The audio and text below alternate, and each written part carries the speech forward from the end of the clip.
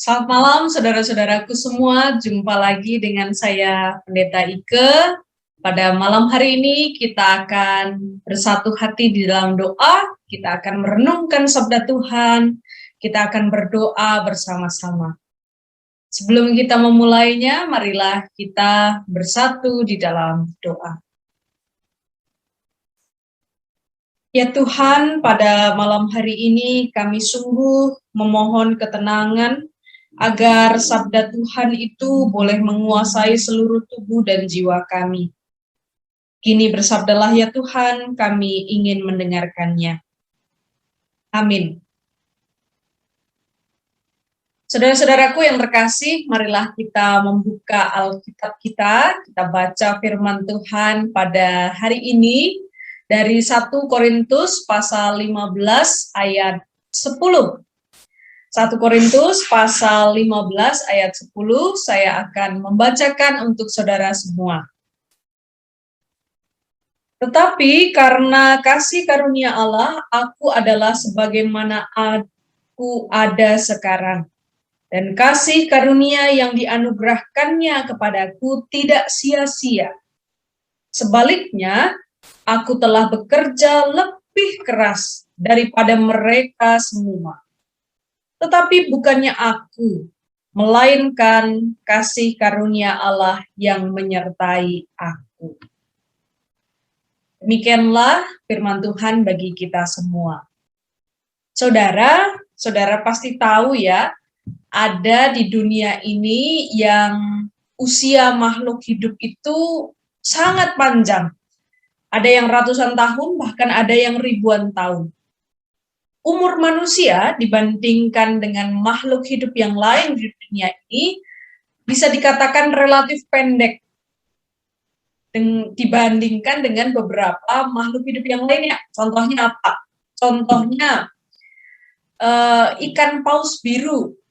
Ikan paus biru itu bisa mencapai usia 110 tahun. Atau contoh lain lagi, ikan paus fin sampai 115 tahun.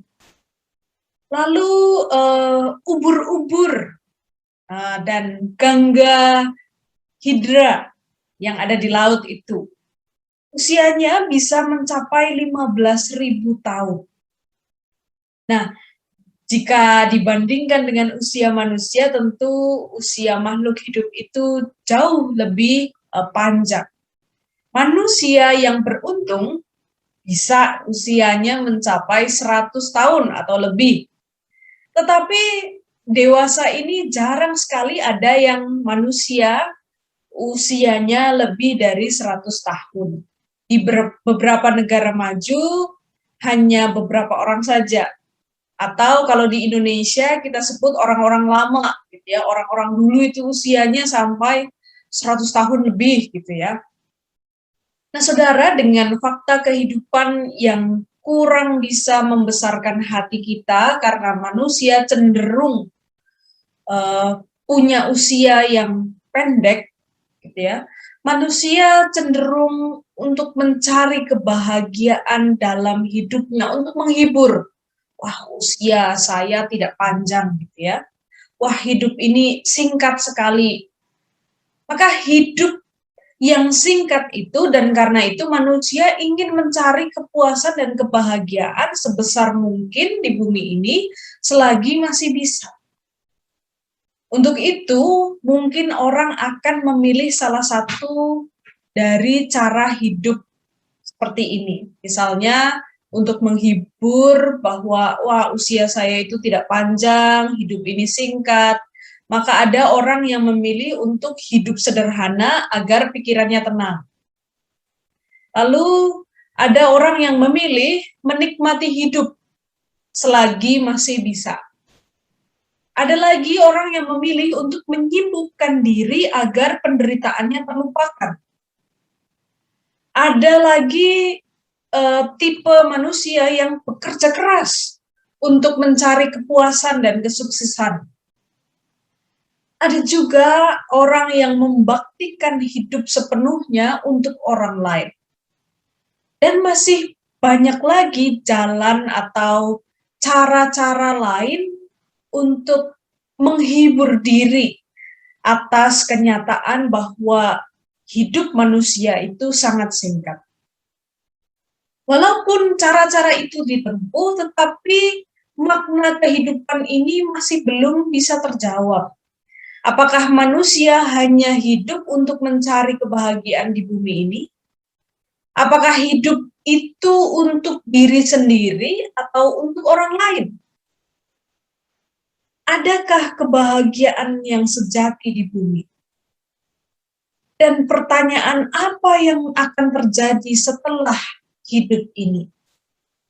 Nah, saudara, di dalam bacaan Alkitab kita tadi, dalam ayat tadi, Paulus menjelaskan kepada kita bahwa dia telah menerima kasih karunia Allah, dan karena itu ia tidak mau menyia-nyiakan hidupnya. Sebaliknya, ia telah bekerja lebih keras daripada orang lain karena kasih karunia Allah yang menyertainya. Paulus bekerja keras sampai kematiannya di umur 60 tahun sebagai seorang martir di Roma. Hidup Paulus boleh dibilang cukup singkat, tetapi padat. Hidupnya digunakan secara efektif untuk hal-hal yang baik bagi dunia maupun bagi surga.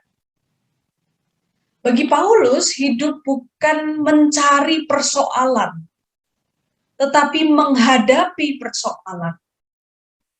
Hidup bukan hanya lari dari kenyataan, tetapi merasa cukup dan bahagia dalam setiap keadaan. Kebahagiaan bukan didapat dengan hidup pasif yang menghindari tantangan, tapi dengan keberanian dan perjuangan menegakkan kebenaran Tuhan. Saudaraku, pada hari ini Rasul Paulus mengajak kita untuk bersyukur atas karunia keselamatan yang Tuhan berikan kepada kita.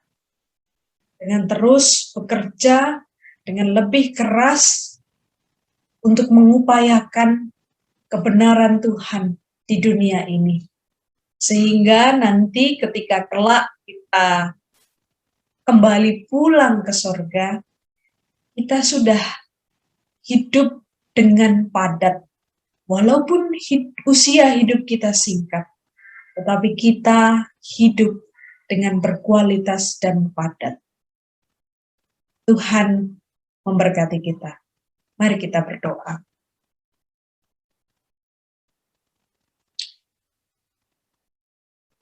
Tuhan, kami bersyukur untuk hidup yang telah Engkau berikan kepada kami.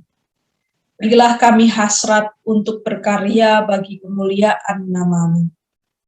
Tolong kami untuk tidak mudah lelah, putus asa, bahkan kecewa dengan keadaan di sekeliling kami. Sebaliknya, biarlah keadaan yang terjadi di sekeliling kami mendorong hasrat berkarya dan berpelayanan kami, agar hari-hari kami yang singkat ini boleh kami penuhi dengan kehidupan yang berkualitas. Ya Tuhan, pada malam hari ini kami terus mendoakan kondisi negeri kami yang mulai menunjukkan perbaikan dalam kondisi COVID-19.